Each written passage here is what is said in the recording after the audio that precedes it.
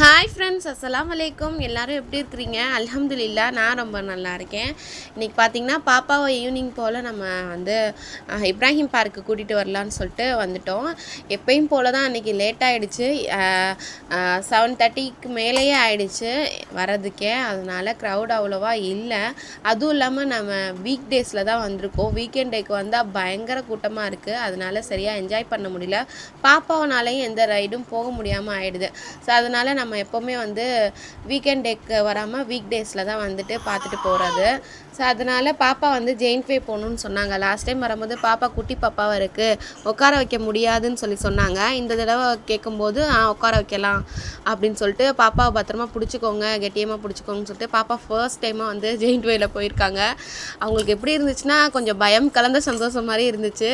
Okay, நல்லா enjoy பண்ணிவிட்டு next பார்த்திங்கன்னா போட் ரைடு பண்ணணும்னு சொல்லிட்டு இந்த கேமுக்கு தான் வந்துட்டாங்க.